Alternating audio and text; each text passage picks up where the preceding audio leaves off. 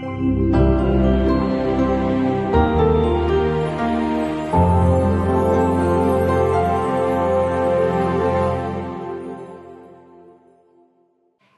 everybody and welcome to season 4, episode 24 of the KCCA TV show. Tonight we have a plethora of stuff to talk about, including a significant figure who will be taking us through everything to do with KCCA throughout the last 60 years. Not only that, everything to do with the club news, the coach camp and so much more. All tonight on the show. My name is Magero Moses Mwanje and I'm your host. You and I are definitely walking this journey together. All right, like we told you, we have a very significant figure on the show tonight. I have very many titles I call this gentleman. I hope I just do not mess it up. But I'll stick to chairman because I think that is the perfect one for this kind of interview.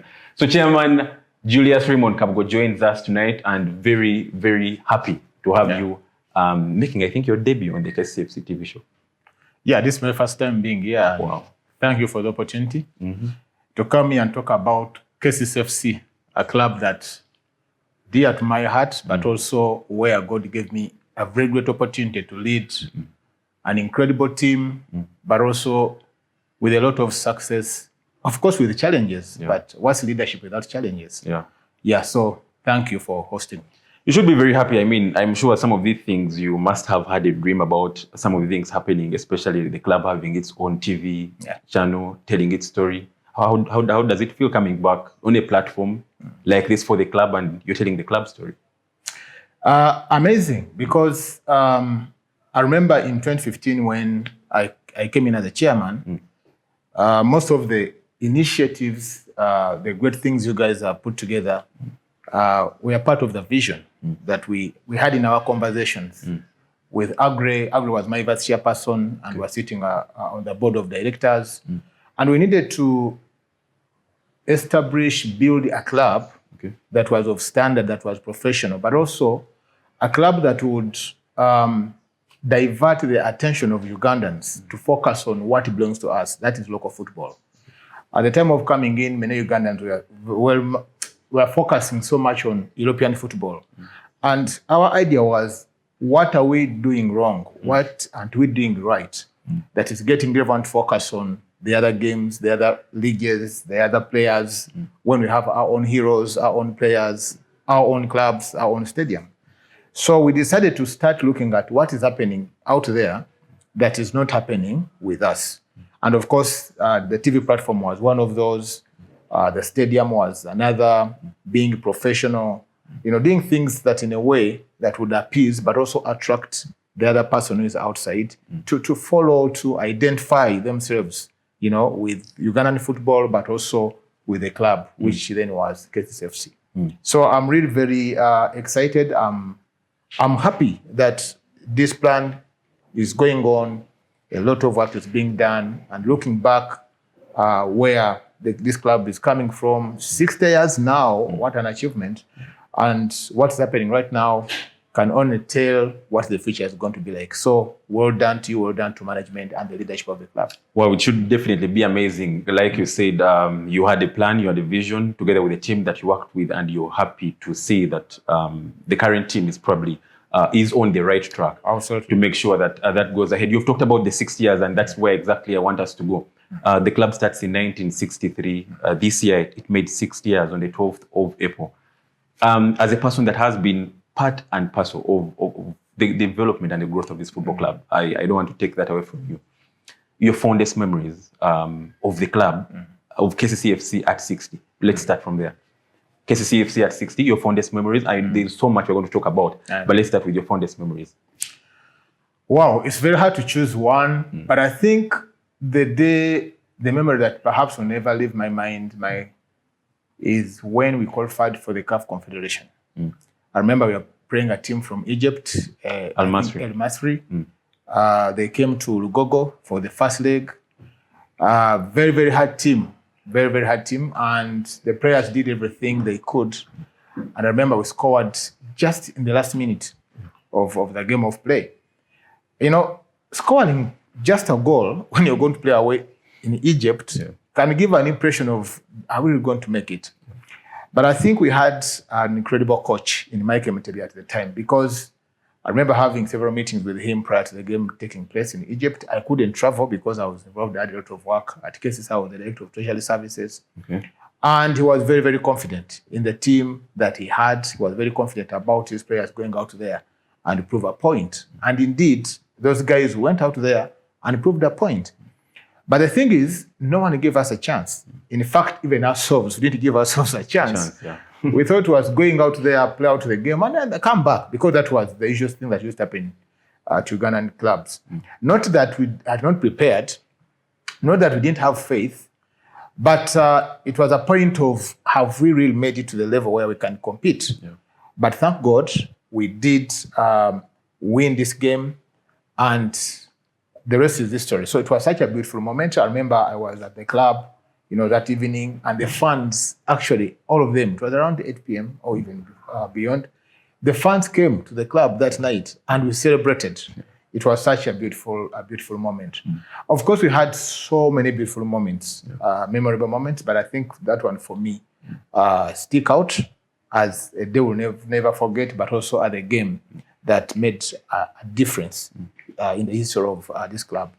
More so because it was the first time in the history of Ugandan football for a club in Uganda to qualify for the group stages of CAF competitions. That's what made it very special. That's top. I will tell you, even up to date, KCCFC is the only team that has played in the group stages of the CAF Confederations Cup and the CAF Champions League. Recently, there's a team that played in the group stages of the CAF Champions League. Do you want to talk about that team? But they didn't win a game. If they didn't win a game, we played the group stages and we won games. I remember during the CAF Confederation, we won all our home games. Absolutely. But that would be a story of another day. Focusing on the time you come into KCCFC 2015, you were definitely part of KCCFC, but I'm talking of when you came in as a chairman, 2015, up to around 2017. Yes. Your reign. I mean, it's public knowledge that it's during this time that everything at the club changed, and everything is attributed toward even up to date in terms of everything, governance, structures, and system. What was the goal? What was the vision like? What did you want to achieve when you came in as a chairman? Naturally, I'm a transformational leader. You put me into any space, I don't care what kind of business it is, organization, institution, I'll come in and transform it. And the way I do it, one of the gifts that God gave me is the identification of leaders. I can just stay in a space of 1 week and I'll tell you, this guy is a great leader, this is not a leader, this can do this. I'll tell you the strength of everyone, but also I'll tell you the weakness of everyone. Now, that way, it gives me the opportunity to place individuals in positions where they can do well and actually succeed. So like I told you earlier, that when I came in as a chairman, I needed to make a difference. I needed to transform that club away from the mediocrity that we had at the time to being very, very, very competitive. And by being competitive meant not just on the pitch, but everywhere. Starting from the leadership, myself as the chairman, I had to be exemplary in the way I'm leading, but also making decisions, really hard decisions. I think one of the hardest things to do in Ghana football is making decisions. Because you find so many people who are highly opinionated, and rightly so. They have their opinions. Now, how do you navigate through all those opinions as a leader to eventually make a decision that's going to take an organization forward? I remember the first one was to set up the board of directors. And I had to request many of them who were in the board to leave, which was hard. That was one of the biggest, decision that I had to make. But yes, it was the right decision. Identify individuals that I thought would come into the boardroom and add real value. Real value means whatever technical knowledge and experience they had would be reflected in how the organization, how the club, was transforming, but also was improving in terms of performance, in terms of image, in terms of results that we are giving to our fans. The next decision was to appoint the coach. When I came in, the coach then was Abdullah Mubiru. And I remember the game that got me to think of another coach is when we played Express at Lugogo. Those guys from Wankukuku came and they played like as if they're too good.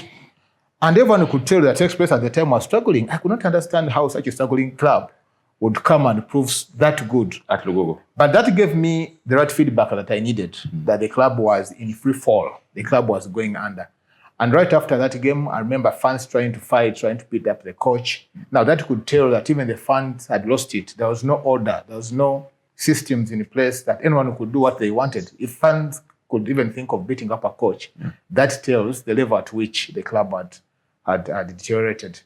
So that very night, I remember talking to one of the leaders at the club. I said, I need a coach who is going to do A, B, C, D, F, G. I clearly knew the kind of coach I wanted. Yeah.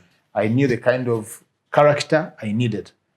And one of the gentlemen, I'll mention his name, Peter Kivazo, told me that the kind of things you need, the way you're describing the person you're looking for, is Mike Mtebi. Unfortunately, you can't appoint him. And I said, why? If this the guy is going to give us what we need, why do you say he can't appoint him? Then he told me that no one at this club has ever believed in this guy. And besides, people think that because he has never won, there's no chance he's going to win any game or even any trophy for this club.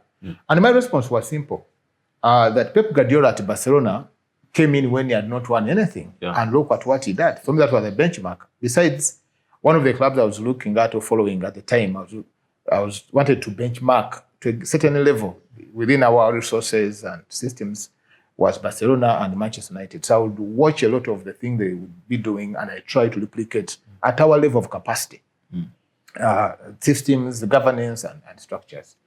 So that day, I met Michael Mtebi at Kabira. I remember from around 10 p.m. to 2 a.m., we are talking football structures, vision, strategy, and how I was going to bring the club back to its glory. I remember requesting him to take over immediately. And being very honorable, he declined that offer. I said, no. Let the first coach play the last game of the season, which was the Uganda Cup against Sevilla in Tungamo. I think you know what happened. That's whatever in that place. Very long story. Exactly. And then he came in at the beginning of the season. And when he came in, everything changed. Absolutely. And I'm strongly, in my mind, I believe he remained the best coach, I think, in this country.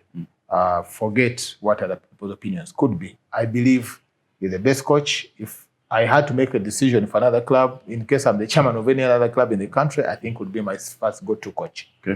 So the next decision was the players, the playing squad.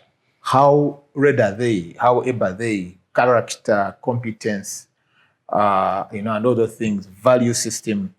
Are they going to give us what we need? So I asked the coaches, assess their capacity. And if you have anyone you think is not good enough, don't waste a lot of your time. Just send them to me. So they made the assessment and they sacked 12 players just on the same day. Now, this was a good time for media. Media must run so many headlines. Yeah, so we had to make really tough decisions. So as you can see, I was looking at all levels, governance, the technical team, the playing squad, and then also setting up all the other departments, finance that's supportive, the catering team, literally the guys taking care of the pitch, maintenance of the pitch, relationships with key stakeholders. First of all, KCCA at the time. I remember the time when I came in, then the executive director, among other things, she considered withdrawing her sponsorship and her support to the club because she felt that all the money was being misused. So I had to go back and prove to her that things were going to change. So we needed to build systems to send that message that the transformation had come, we are organized, and the club was taking shape and focus on the things that would help the organization, that is KCCA as one of the major sponsors at the time, but also building the club to where I wanted it to go. Then the media, I had so many, and I still have very many media people who became my friend at the time, because I understood that if we are going to transform this club, it was very important that we have a great relationship so that the media can transmit, can communicate the things that are going on, but also helping our followers, the fans, and everyone understand where we are going. We didn't have the capacity to reach everyone, but I knew the media had the capacity and the platform to do that for us. So those are some of the things that informed my reign, and especially at the beginning. And those are some of the decisions, we had to make. And I believe that some of the decisions that shaped the success and the progress that we made at the time. Well, what a journey, I should say. I can't even believe that you've been able to summarize it in just about 2-3 minutes. But very fantastic journey, I should say. We'll focus on the stakeholders and how key it was to maintain or even to attract stakeholders, sponsorships. Very many sponsors that you were able to pull through at the time have been maintained at the football club. I'm sure you're quite proud that they are still going on, because I think it's very key. It might be hard to bring in a sponsor, but also it's hard to maintain them. How, what are some of the tactics that you use to attract sponsors to the game? We know it's very tough, especially with sport in Uganda, because we have not yet gone to that level. We're on the journey to attract some of these guys, the sponsors, the likes of, first of all, having KCCFC stay on board, just like you mentioned, the likes of MTN and the Britams and all the others. And the tactics that you use to have these guys come on board, and how happy are you that they've been maintained? I'm really very happy that they are still supporting the vision, the club to this level. But it implies that the management at the club is doing a good job, because if they're not doing a good job, perhaps they could have left. But the first thing to know, to understand in this game of football is that sponsors, everyone out there, they are looking for space to advertise their product. They need someone to carry their brand to another level, to the fans, to the public, to the world. Everyone is looking out for that. The question is, who is that person? So the first thing is you need to position yourself to be the one. And that starts with the internal system that you build, the way you conduct yourself, even before you come out to demonstrate that you can do it. And sponsors know, they will do some investigation, they'll do some checks. How are you organized internally? What systems do you have? Accountability, governance, the going concern. Are you going to be here for good? Someone doesn't want to bring their brand, put them onto your brand, and then you're crossing, the following day. So the first strategy was, let us first focus on ourselves. Let us make sure that we're doing the right things within the organization, governance, the technical team, the playing squad. That's when we introduced rules, like, for example, a KCCFC player will not go and play anywhere, anyhow. You could only feature in official tournaments. That is the club, first of all, and maybe for far games. Because prior to coming in, our players would go somewhere in the villages and find themselves playing in all sorts of games. Now, that's not a good thing, because as a player, you're representing a brand. Forget the fact that they're sponsoring a club, but you're actually, representing a brand. But also how you conduct yourself as a player. Their players actually has to leave just because they could not manage themselves in the public, where they stayed. We also actually had a system to go and have ad hoc checks on these players where they stay, to find out how you conduct yourself. It was that, important. And of course, the next thing was to brand the club on the outside, to help people understand what you're trying to do, but also to give them that opportunity to identify themselves with it, kind of the club becoming an identity in the eyes of the fans, in the eyes of the public. And of course, because we are doing things that many of which were new to the eyes of many people, the media, the fans, people started, communicating these things out there in the public. I remember almost every day would feature in newspapers, would feature on TV for something real good, either signing up a player or winning that game, having this conversation. But at the same time, I became, in a way, the official PR of the club. Because I remember almost every day I would be in a radio station trying to communicate what's happening. Because the responsibility of a chairman, in my understanding, are three. The first one is vision. You must set the vision for the organization you're leading. Number two, people, managing people, identifying the right people and put them in the right position to perform. And of course, resources, which is mobilizing resources from KCCA and the sponsors. So the first focus was on the other two, vision and people. Now, as soon as we got that right, it was going to be very easy for the resources, to come in. And what we needed is to be given an opportunity to be in the boardrooms of those guys and then tell them what you want to do and what we are trying to put together for the benefit of the nation, for the benefit of these younger people who are playing football, but more importantly, a demonstration of how our club would deliver value, to them. And it became easier because, one, the results were obvious. The professionalism had come through. I remember one time when we were traveling for a game, I don't remember where we were going, and our players, put on suits. Yeah. It was the first time that came through. And someone recorded a video and so it put it out on social media and it became viral. Yeah. So these guys, they are out there, they are looking for someone. Who can we partner with? But anyway, every time we went into those boardrooms, we had what to share. We had a vision, to put out there. And it was obvious to them that these guys are going somewhere and they needed to be, a part of this. And I must also admit the fact that KCCA as an institution at the time was doing very, very well. Yeah. And everyone had sensed that this government organization was set out to perform, to do things in a different way. And that meant that the other sister organization that were attached to this organization, ultimately, they're going to align up, they're going to perform at the same level. So it was easier for them to wanting to be part of this, so that by the time something great is happening, they are part of, that greatness. I'll just share into how we negotiated the StarTimes contract, the 3.2 billion contract, sponsorship. All right, now right there is where we'll start from in the second part of this series. Especially, like we have always told you, KCCFC at 60 will be bringing all these people that have been part and parcel of this football club. For this particular one, we have had Chairman Julius Kabugo, and we'll still be back next week on Sunday for the second part. And who doesn't want to know how KCCFC secured that StarTimes sponsorship? I will tell you it was huge, and even all other sponsorships. And you cannot miss this. Only tune in to KCCFC TV next week on Sunday, same time, 9:30, and you'll be getting to know all this from the chairman himself. We're going to be going to a break. When we return, so much to talk about, including the club news and everything to do with the coach camp, and also some news coming in from the Federation of Uganda Football Association. All this after the break.